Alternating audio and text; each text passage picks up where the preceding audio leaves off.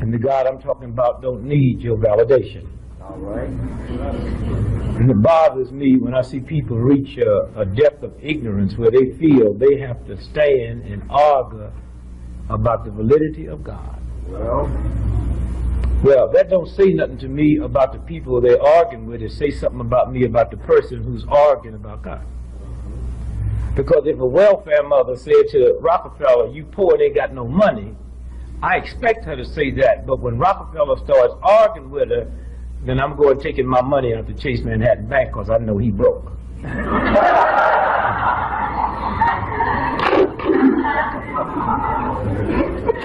Let me say thanks to those of you who's responsible for today.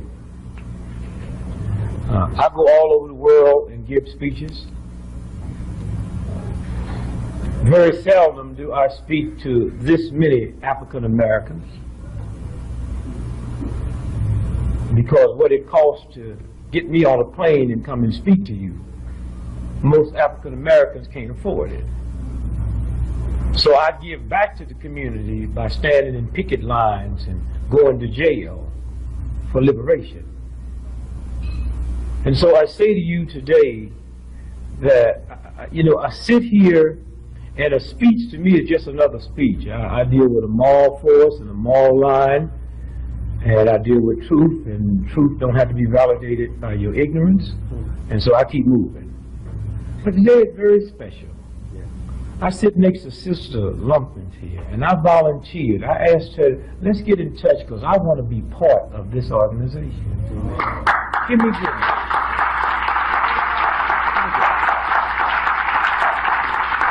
I want to be part of this organization because God gave me a vision about 25 years ago, and I saw something happening, and I moved on it.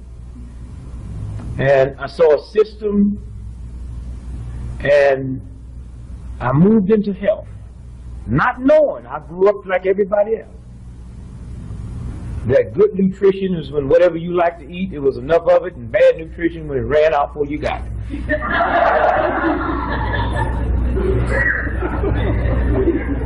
And I went the whole route. I drank a fifth of scotch every day. I smoked 4 packs of cigarettes every day. I went up to 366 pounds. And one day as the evolution started, and it started from putting the right thing in the body. You better be careful about what you say you are, what you eat, because it means if you put animal in you, you are animal, and then why shouldn't you act like one?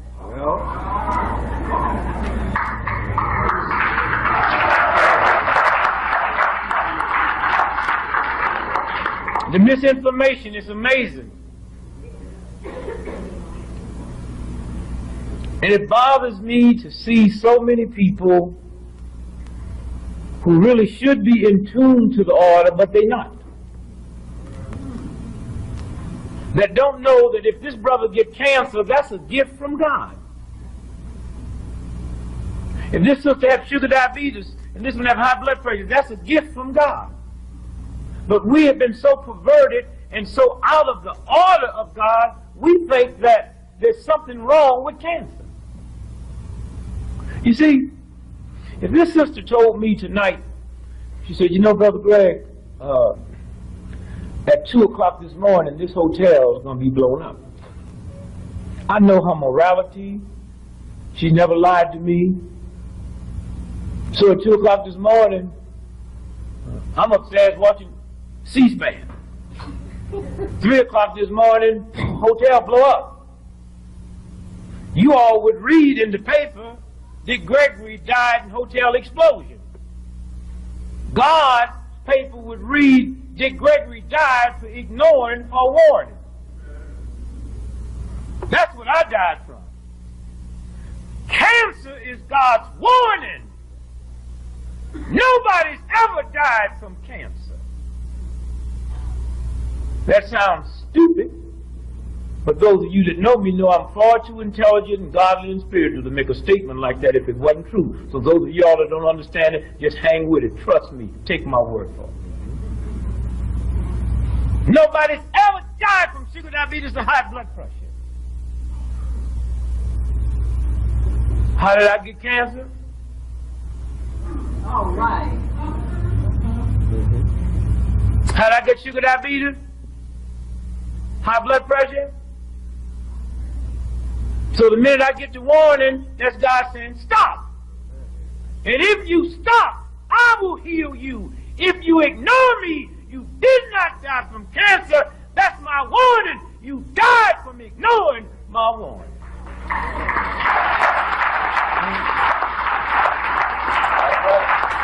Anytime you hear somebody say, so-and-so died from cancer, so-and-so died from that, you know they are unattached to the universal intelligence. That's the warning. This bell goes off tonight. That's the warning. It means something up, get out of here. We so busy dealing with it, and the building burned down. We didn't die, we died from ignoring the warning. And so when I look at these sisters and these folks who've put this together, let me tell you, there is nothing on this planet more important than what is happening here tonight and with this organization. Amen. Oh, you can throw that piece of stuff away that you had or don't eat it, but I tell you what, it tastes better than the cancer you got running through your body. It tastes better than the high blood pressure running through your body. We have got so used to death that life tastes bad to us.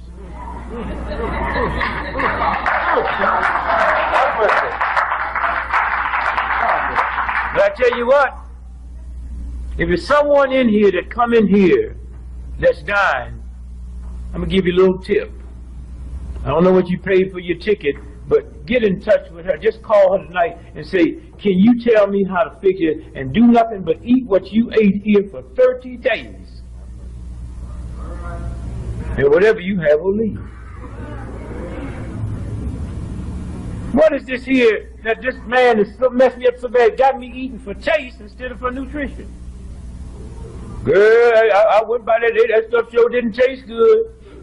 But I tell you what, you notice something tonight when you go home, that strange feeling y'all had running through your belly on your Thanksgiving meal. Hello. Y'all know what I'm talking about? I mean, can we really be honest tonight? Yeah. You know what I'm talking about when you got to belch and fart at the same time? Y'all know what I'm talking about, huh? You know what I'm talking about? You got to belch and fart, and you can't do neither. And I think sometimes God do that just to hear you call God there. Oh God, oh Jesus, Lord, oh Jesus, oh God, oh God, I'll never eat it again. And the minute you go, you go pick another one of them sandwiches.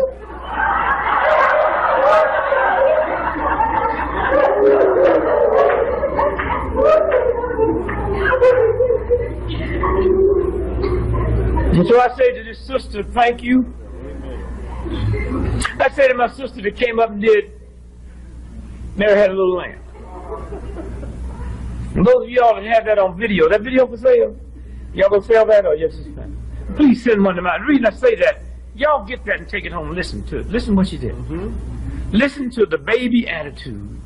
All the way up to the jigga attitude, to the boop attitude, to the boop attitude. Because then in a few minutes she showed you life. From here to here, here to here. Life. Because really life is that short. You're born in a crib 3 feet long, you're dead in the grave 6 feet deep. Any way you cut it, you're just going to get a yard out of this one.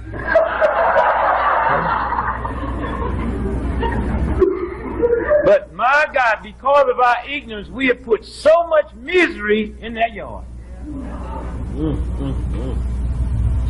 Y'all know God is a good God, and I really don't understand. No. If you clap, it means you didn't know it. That's like clapping because you find out Rockefeller's a billionaire. You have to be stupid not to know he's a billionaire. The reason you clap because you really don't know God is a good God. Because anytime you pray and ask God for something and don't get it, then something happens. Then there's a violation. There's nothing you have in your body, if you understand God, that tonight you can't go home and have it relieved immediately. And if you can't do that, then you're out for that. You know what I'm talking about? If you can go to the bank tonight and put a card in and get your money, then how can a heathen bank have more compassion for giving you when you requested than your God? Come on. Then if God is a loving, compassionate God, then I must be punching in the wrong number. Y'all don't know how to pray. You don't pray to my God by talking to my God. That's a heathen prayer. Most of them prayers y'all praying is pimp prayers. God, give me this here. God, give me the money to pay my rent. You don't have to ask God, know that building's going to burn down, and God fix it so you can't pay your rent so you can get evicted and be away from the fire. And what is this here? Y'all talk about God and treat God like God is some stranger. Come on now. What is this here? This is not my mother, this is not my father. God's my mother and father. And I know God got more compassion for me and love and kind than my mother and father. And I know if something happened, I don't have to run and say, Dad, they chasing me. And he look at me and say, clean yourself up. My dad ain't going to say that. God won't neither. And I talk to my God the same way I talk to my friend. There's some Ku Klux Klans down there. I say, hey, Shorty, look, I know you can handle them because them white boys with them sheets on, the same father, mother God that put them here, put me here. So I'm talking to the father and mother of both of us. Well, and I know you can handle their behavior. And I also know that fear and God don't occupy the same space. Health and sickness don't occupy the same space. quite true. And so let me just say thank you, my sister, for that. And let me say thanks to you for being here. I mean, there's a whole lot of places that's packing them in now that will never have their body exposed to what you was exposed to and what you're going to be exposed to. America had to stop playing games one day. Let me say thanks to all the work that went into making tonight possible. My job's very easy. All I got to do is just produce a body. A lot in it. And then get through and leave. Whole lots of work went into tonight. So those responsible for that, we say to you, thank you, and God bless you.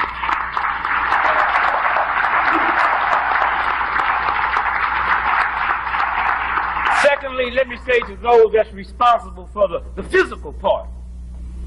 Let's look around. Somebody fix this table, fix this room up, fix the mic, put the lights up, and cook the food, serve us. And when we leave here going, somebody stays behind and clean this mess up behind us. And to those that do that, we say thank you. And God bless you. And thirdly, to those of you who decided to put your energy together and come out and share this with us, because had you not made that decision, the rest of it wouldn't have mattered. So to you and you and you and you, we say thank you.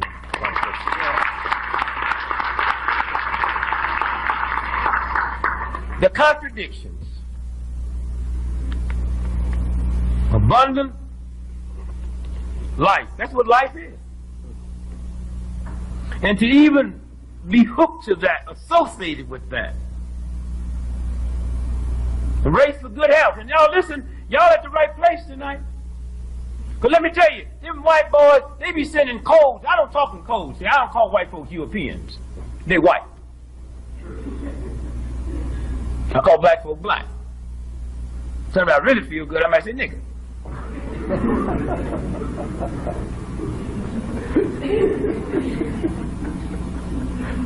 Y'all better listen to what's coming out of D.C. Don't let Nuke bother you. Nuke ain't after you. Nuke after white folks. And if you understand the system, they're fixing to roll on white folks, and white folks don't even know it. Hear me good now.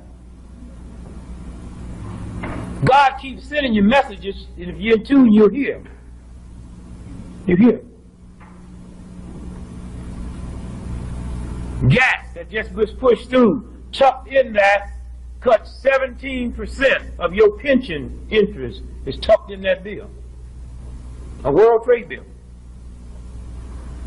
Those of you that owns war bonds, defense bonds, in gap, they got a cap on that now, that no longer do you have that protection. And there's no accident that after Gap went through, the richest, racist, meanest, nastiest county in the world, Orange County in California, went bankrupt. Now I know, brothers and sisters, a lot of y'all don't understand how fast. Y'all really don't understand that. Most white folks don't. That was very significant. Very significant. Very significant. Because those bonds is your pension funds. And that's not the only one that's fixing to bust out. And I've been trying to tell white folks for a long time, the nigga y'all should be worried about is not me. And if you don't believe that, find some white folks that have invested in Orange County and see if they could be sitting here tonight. Orange County, nasty Orange County, wouldn't give black minorities, cripples the time of the day. So bad and roguish and mean, they said to the Rodney King cop group, bring them down here and try them in this atmosphere. We'll free them.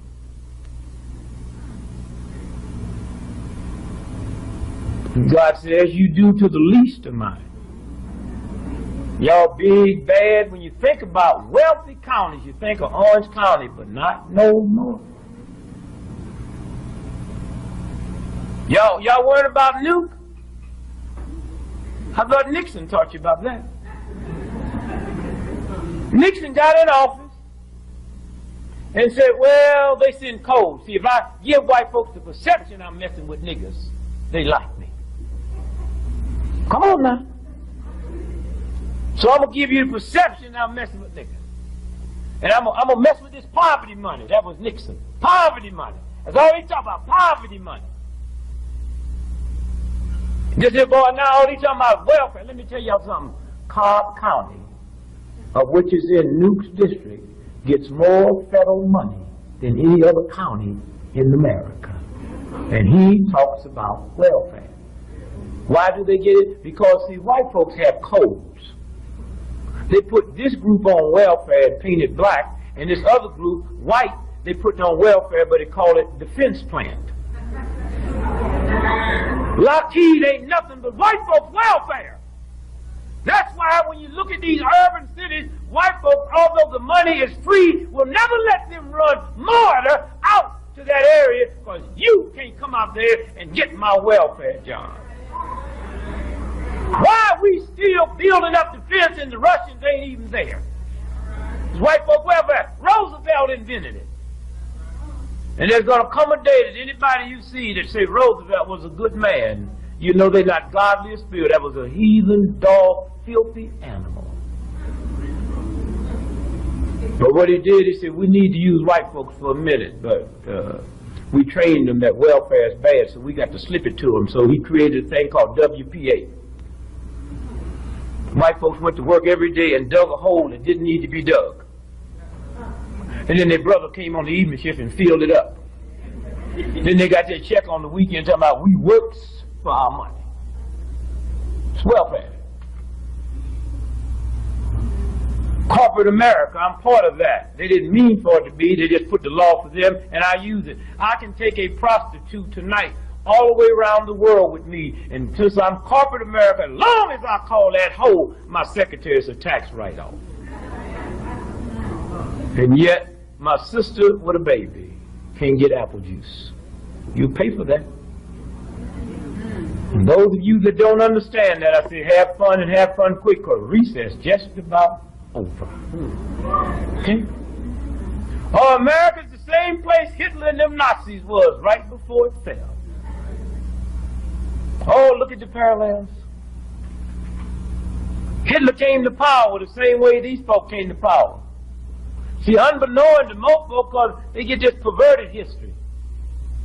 Hitler ran in 32 and lost by 6 million votes. And then while wasn't nobody looking, Hitler burnt the Reichstag down. The Reichstag was Congress. And blamed it on the communists. And while everything in the news was about the communists, like everything about O.J. to get everybody's attention off while everybody stopped. By the time they finished doing the news about they lied that the communists did it, they had rigged the election and Hitler came to power. It just happened here. They had y'all looking at O.J. Y'all know O.J. That old white woman wasn't nothing but scumbag, slut, dog, tramp. O.J. wasn't nothing but a washed up, has-been, ignorant, very brilliant football player. Nothing going for him. Why they play this thing up like somebody caught Queen Elizabeth in bed with her boy? And when it got to getting my attention, I looked around and the election's over. And if you're really out of God's graces enough to believe that you can have an election across this country and not one Republican incumbent lose, then maybe what you fixing to get you deserve. And after they got through tricking the election, they had to explain to the Americans what they did. Because they know they didn't vote that way. And when they got to explain it to them, they said, you know, white men are mad. Well, I'm with white men all day long. They ain't no madder today than they ever been. Matter of fact, white men is more groovier now than they ever been in the history of America. So why y'all trying to tell me to happen because white men are mad? And white boy is sitting there taking credit for something because they ain't got nothing else going for them. And those of you in this room know that never before in a 30-year period have a nation had two groups of people, black and white, made as much progress in spite of 99% of both groups lying to one another. Those of us that's decent and work with the Spirit have cast something over this country that we still have made more progress in a 30-year period than anybody in the history of this planet. And if you walk through this country, you can feel it. And if you meet anybody that say we worse off now than we was 30, 40 years ago, tell them I say they're a lie and a fool.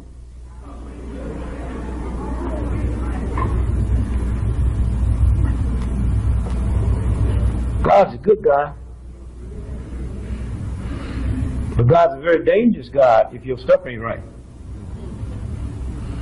God says to you, my son, before I, your God, let you peacefully exist with a white, racist, insane system just so you can pay your house note and feed your family and send your children to school, I will destroy you from the inside. So once you understand that, then it's not hard to understand that black men in America smoke half as many cigarettes as white men, but the cancer death rate from smoking cigarettes is twice as high in the black community. It's not hard to understand why black folks in America, not racial proportion, we outdie white folks every way you can die, and yet we just 12% of the population except one. One way I do not understand what happens to a white boy on the weekend with a six-pack and an automobile and an oak tree.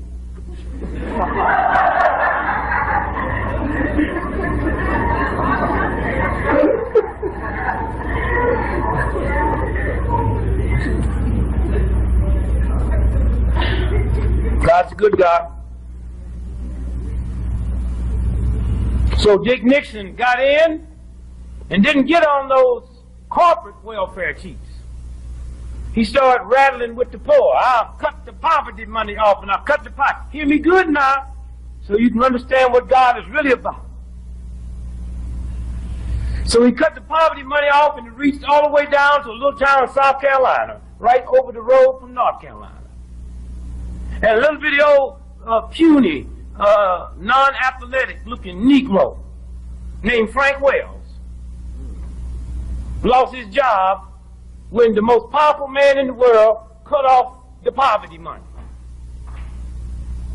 So Frank Wells didn't know what he was going to do. So his aunt, who lives in Washington, D.C., his mama's sister, heard he was depressed, so she called him and said, why don't you come on up here and live with us and just stay with us till you can get something. So he did. And then he got something. He got a job at Watergate.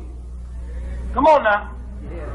Never had no business being there until this chump, who's the most powerful man in the world, didn't understand God, don't understand what happens to you when you violate my power. No woman has an illegitimate baby. It might be illegitimate to you, but God said, if I didn't mean for you to have a baby at 12, I wouldn't have fixed it so you could. Now, y'all play with that any way you want. And sit around talking about these black girls, teenage friends. They've been getting pregnant ever since we got off the slave ship, and you black folk down south know it's part of your culture for old black men to knock up 13 and 14-year-olds. Why are y'all letting NBC and these white folks make y'all think this is something new?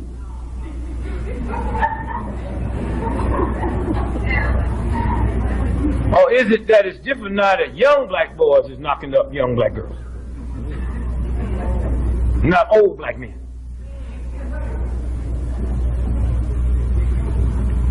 What's this game about? And so Frank Wells is working at Watergate. Happy.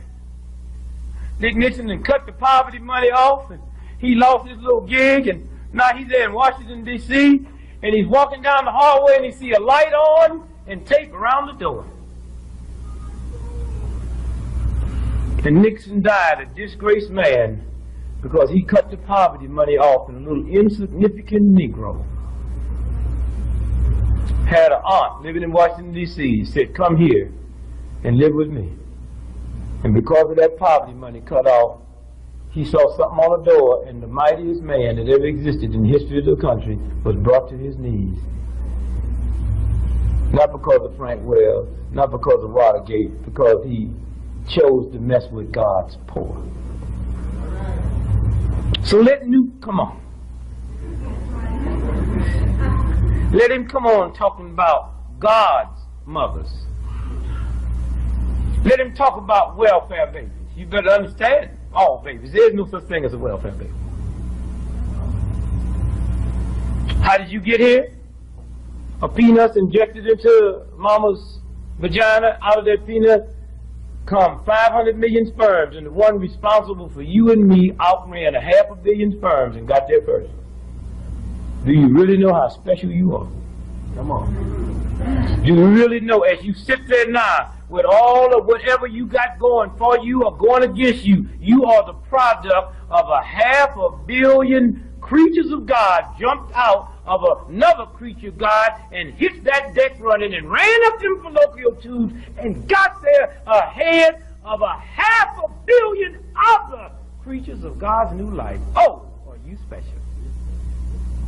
Are you special? Come on. And then we sit here and look at all this deceitfulness. Can't pray in public school. Why not? Do y'all understand God? You understand exercise? That as God breaks down, cells die every second in his body. And God gave him a mechanism to get those cells out.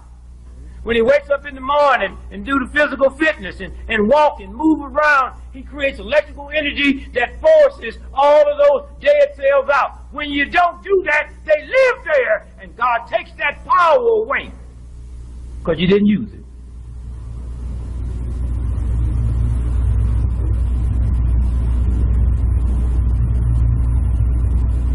I'm 62 years old, went to public high school, public grade school, public college, and there was no law that said we couldn't pray in school, and not once do I ever remember what's praying in school.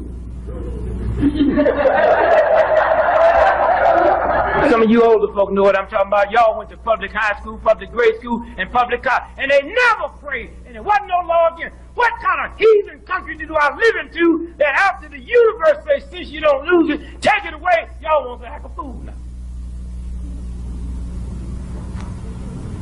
Had you been praying when it wasn't no law, it never would have been one. So when Madeline Merrick had that case in Supreme Court, she didn't do nothing big because wasn't nobody praying in school anyway.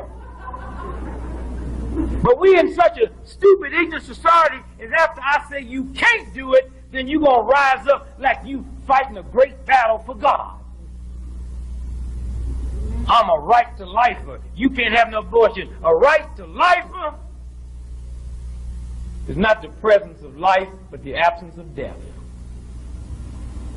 You're not telling when I look them in the eye, you against abortions. Don't call yourself a right to lifer, because life means welfare mothers, means hungry people, means everybody on God's planet you would have compassion for. How can you be a right to lifer and ready for the elected chair?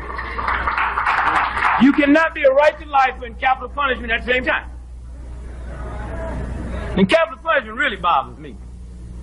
Really bothers me. In a Christian society, it bothers me because, I mean, how can Christians have capital punishment? Are you too ignorant Christians to know that Jesus died because the state had capital punishment?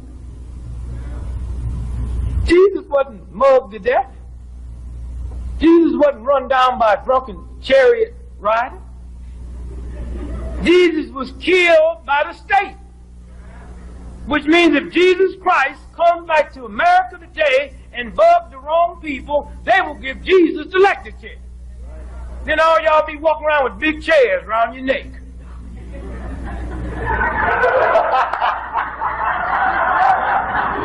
Oh, come on now.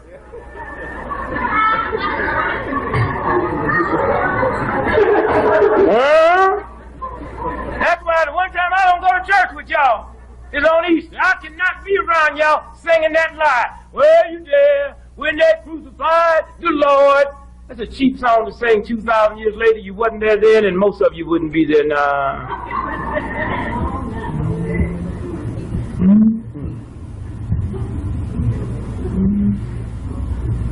Hello. Hello. If you was principal of this high school that we're going to right here, give me a name. What's the name of the school? Okay, Booker T. Washington. Okay. All right, that's just one. Now, give me a mascot. What's the mascot? Bulldog. Booker T. Washington Bulldogs. Okay. You're the superintendent. All of you, all the teachers. It's a public school. Now, you know you can't pray in public school. Federal law, right?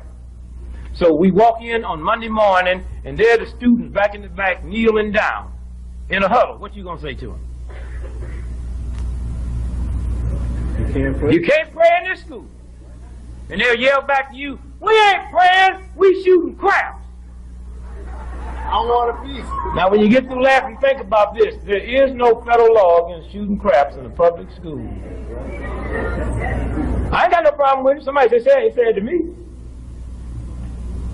you want to pray, go to church school. What about the atheist in public school? What about the Jew in public school? What about the Arab in public school? What prayer are you going to pray?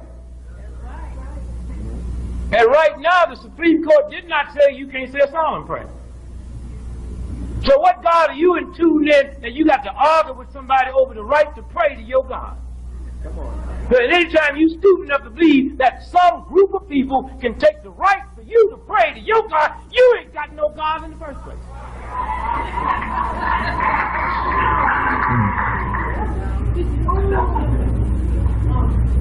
So what school we in?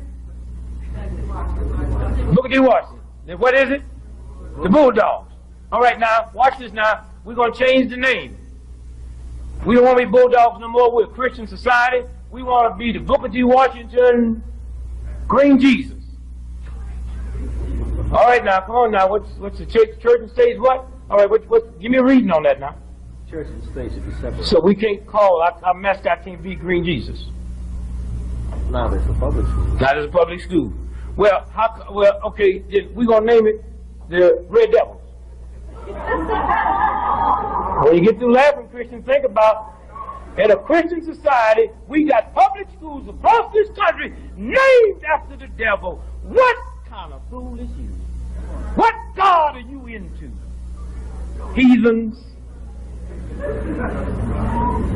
And then your children come home with the helmet and a sweatshirt with a red devil with a pitchfork and horns, and then you Christians go to the game on Friday and pull for the devil. Go you devils.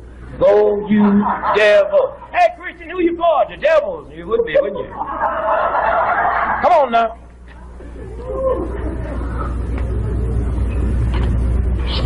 How long? And when you put your body in order, universe flows. It's that simple. A wino that's your mother or father would not want your ankle to hurt or be swollen. Why do you think God lets it happen? That evidently you ain't in tune with that one. The sickness y'all brought in here tonight is the warning. And y'all need to listen to that Baptist song, One Day at a Time. The universal order gives you enough energy to vibe for 24 hours. That's all. One day at a time. I never was good when I first got married. So my wife was upset one day. I said, "Dear, what's wrong?" I said, we owe all these bills. I said, "But baby, today is Sunday. If we had the money, we can't pay them."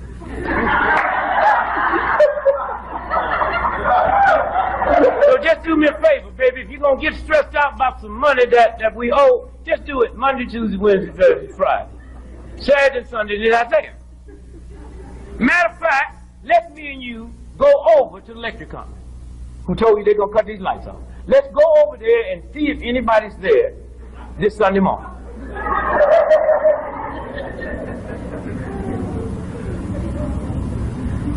And one day, I called home, my wife panicked. Said, "Oh, Greg, it's awful." I said, "What happened?" It's $800,000. Bill came in. I got upset. I hung up the phone. She called me back. "Why'd you hang up on me?" I never talked nasty to you, never hit you in my life. But I'm going to get on a plane, I'm going to come and bust you dead upside down. She said, "Greg, I never heard you talk like that." "Well, woman, I didn't know you did to me what you did to me." She said, "What do you mean?" I said, "You just told me that somebody owed me $800,000. She said, "No, I didn't. I told you that we owe, and before I could tell you American Express, you hung up. Why'd you hang up?" I said, "Well, I heard this trouble in your voice. I can't believe you got nerve enough to be upset because I owe some white folks $800 million. She said, "But it ain't in the bank." I knew that when I spent it. I can't believe they didn't know it. White folks know everything. How'd I do it? I went in Uncle Tom. I was scratching where it didn't itch and said, "Yassa," and not talking like I had any sense at all, and made that white boy think I was going to get some bad stuff they were selling, and he okayed it, and before the sensitive, I went and got me a brand new Rolls Royce. A couple of other things. Now the bill and come due. My old lady upset. I said, "Baby, cool down, because I ain't never going to pay." So you'll have bad credit for the rest of your life. So what? So what? The niggas walk around and go, "Yeah, girl, it's been rough, but my credit's intact." You had 3 bypass, 2 strokes, but your credit intact.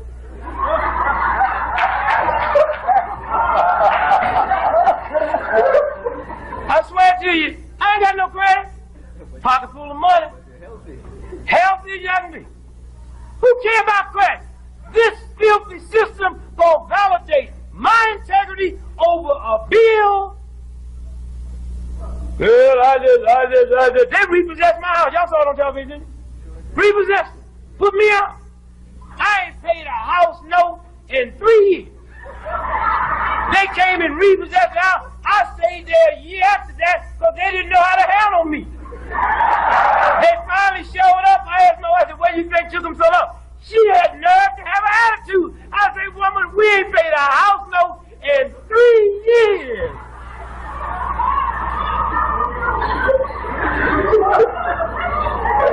It's a new day. Y'all better understand these children." So glad my son, one of my children, sitting here, Christian, stand up. Beautiful. Beautiful. We a little worried about the boy at first. That boy flunked failure.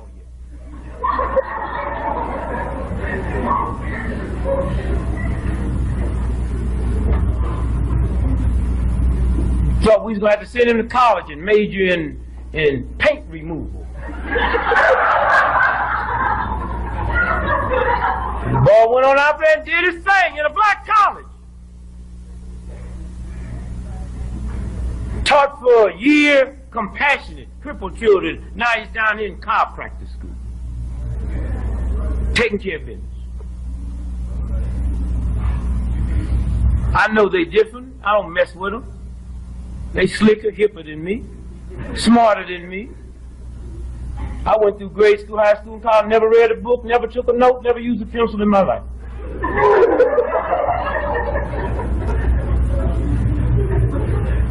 How old are you, son? Have I ever looked at your report card in my life? Never in my life. I told him school ain't nothing but a trick. The day you was born, all the wisdom and knowledge that God meant for you to have is locked into here. The rest of this is a manipulated game. Y'all go to school only as a form of entertainment. But don't let that stuff get back in the back of your head and push God out. That's right. Let your brothers and sisters watch you and the baby ones watching. Each one of y'all got smarter watching the other one because we stayed out the way. And the little baby, the baby boy graduates this year, got so bright they came and told us you got to put him in a different school or he'll damage his brain. The only grade school in the history of Massachusetts, when Massachusetts had good school, that won the high school state science award. And was on his way to go to the national, but he had a choice between a soccer game or going to the national. I said, I do soccer as you, son. He said, why? I said, it's my ghetto backup. See, when I was in the ghetto, if you was smart and made all A's, we said you was a sissy. And if you was kind of rough and that, we said you was a man. Now, I ain't talking about gay, you know, Nuke and them. See, they be messing up. See, Nuke's daughter is a lesbian. That's why he got hang-ups. Sam Nunn's son is a gay. That's why he got hang-ups with gays in the military. These fathers take it personal. Pat Buchanan, when he trashed gays and lesbians at the Republican convention, his daughter held a press conference the next day in San Francisco and said, my father wouldn't have done that had he known I was a lesbian.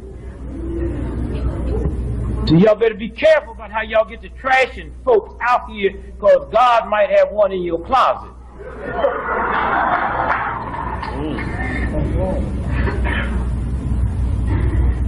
And so I remember when I was a little boy, never hit one of them in their life. Permit my wife to hit one of them. You cannot be godly and hit a child and all this old crap y'all got running down your head about spare the rod and spoil the child. That is a story about a shepherd boy and about sheep, and the rod is that stick that the shepherd boy carries, and all that parable means when the sheep get too close to the ledge, you hold it out and direct it. It had nothing to do with hitting a sheep. Now y'all go play your game. Look, you raise your children like you want to. But I tell you what, God trying to tell y'all something in America. 98% of everybody in old folks' homes, their children put them there. Right, now y'all go and beat them if you want to, but there's a God conscience in the top of your head that say that's not your mother, and all that old crap about honor your father and mother. I'll honor my father and mother if they're honorable. Now y'all can flinch and frown if you want to talk about that's what Jesus meant. If Jesus or anybody else tell me that if Hitler is my daddy, after what he did, I'm supposed to honor him, I'll look God in the face and say something wrong. And if y'all are my children, I mean my children, and you sit here now and watch me rape 12 3-year-old babies and take an axe and split them in half, if you still got some honor in you for me, then there's something wrong with you and they ain't got a mental hospital that should lock you up fast enough. I've always talked back when somebody reads something to me if it didn't make sense. Honor what? Hit who? And I tell you something else. Y'all better start trying to understand, and that the better you eat, better this thing go much. You better understand what God gave you. This is my wife here. This is my daughter.